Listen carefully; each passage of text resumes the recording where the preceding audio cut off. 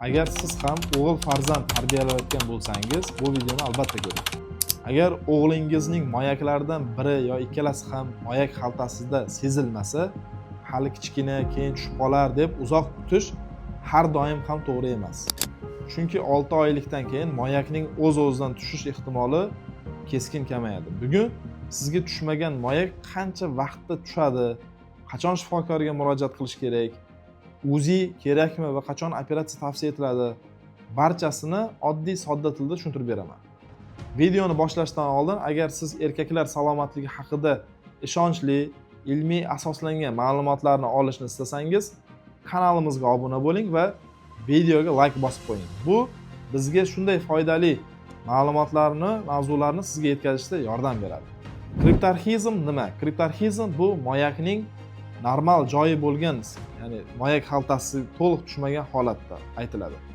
Odatda homila rivojlanishi davomida moyaklar qorin bo'shlig'idan pastga chov sohasi orqali moyak xaltasiga tushadi. Agar moyak shu yo'lning biror qismida qolib ketsa yoki moyak xaltasiga yetib bormasa, bu holat aynan kriptarxizm deb ataladi. Bu holat muddatidan oldin tug'ilgan bolalarda ko'proq uchraydi. Muddatidan tug'ilgan o'g'il chaqaloqlarning taxminan 1-4% gacha tug'ilish vaqtida moyak xaltasiga moyak tushmagan bo'ladi. Lekin ayrim bolalarda moyak hayotning dastlabki oylarida o'z-o'zidan tushadi. Ammo bu yerda juda muhim bir chegara bor. 6 oylikdan keyin moyakning o'z-o'zidan tushish ehtimoli keskin kamroq uchraydi. Shuning uchun aynan shu davrda bola mutaxassis ko'rigidan o'tib, keyingi davolash rejasi belgilanadi. Bu bola 6 oylik bo'lishi bilan darhol operatsiya qilinadi degani emas. Shifokor avvalo moyak qayerda joylashganini paypaslanadimi yoki yo'qmi, bir tomonlamami yoki ikki tomonlamami ekanini shu holatlar bo'yicha baholash kerak. Demak, ota-onalar uchun asosiy xulosa 6 oydan keyin mutaxassis ko'rigi 12-18 oy oralig'ida davolashni kechiktirmaslik kerak bo'lgan muhim davr hisoblanadi. Endi ko'pchilik ota-onalarni o'ylantiradigan savol: agar moyak skrotumda bo'lmasa, ya'ni moyak xaltasida, u qayerda? Aslida moyak chov kanalida, qorin bo'shlig'ida, moyak xaltasidan yuqoriroqda joylashgan bo'ladi. Yoki kamdan kam holatlarda juda kichik yoki rivojlanmagan bo'lishi ham mumkin. Yoki umuman bo'lmasligi ham mumkin. Shuning uchun skrotumda moyak paypaslanmasligi uning umuman yo'qligini anglatmaydi.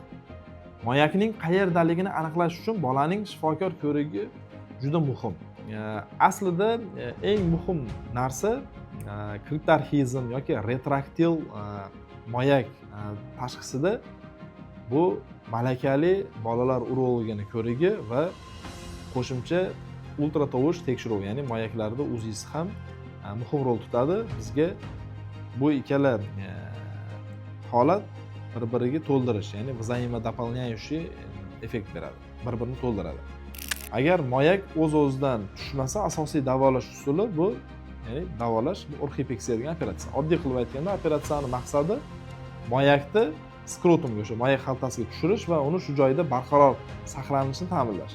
Bu muolaja bolaning kelajakdagi moyak faoliyatini imkon qadar saqlash, moyakni kuzatishni osonlashtirish va keyinchalik yuzaga kelishi mumkin bo'lgan muammolarni kamaytirish uchun amalga oshiriladi. Operatsiyaning aniq usuli esa moyakni qayerda joylashganiga bog'liq bo'ladi. Endi ota-onalarni eng ko'p xavotirga soladigan savol kelajakda farzand ko'rish qobiliyati. Bu yerda muhim bir narsani bilish kerak. Kriptarxizm bo'lgan har bir bola kelajakda bepusht bo'lib qoladi degani emas. Bir tomonlama kriptarxizmda ko'pchilik erkaklarda kelajakda biologik farzand ko'rish imkoniyati saqlanadi. Ammo ikki tomonlama kriptarxizmda farzand ko'rish imkoniyati, ya'ni qobiliyati bo'yicha bog'liq juda kuchli xavfli muammolar yuzaga kelishi mumkin. Shuning uchun erta aniqlash va o'z vaqtida davolash juda ham muhim. Kriptarxizm bo'lgan erkaklarda moyak saratoni xavfi umumiy aholiga qaraganda ancha yuqori bo'ladi. Ammo bu kriptarxizm bo'lgan bolada albatta saraton rivojlanadi degani emas.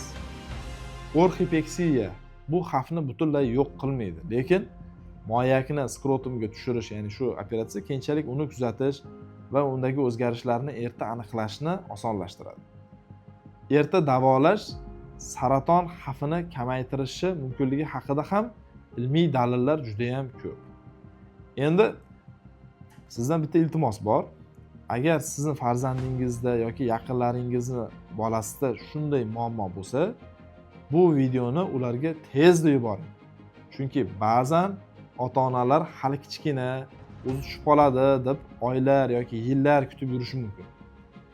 Siz yuborgan bitta video esa ularni o'z vaqtida shifokorga murojaat qilishga undashi mumkin. Agar sizda hiperhizm tushmagan moyak yoki bolalar urologiyasi bo'yicha savollar bo'lsa, izohlarda yozib qoldiring. Eng ko'p berilgan savollarga keyingi videolarda javob tariqasida yana video qilamiz. Videoga like bosing, kanalga obuna bo'ling va qo'ng'iroqcha tugmasini yoqing.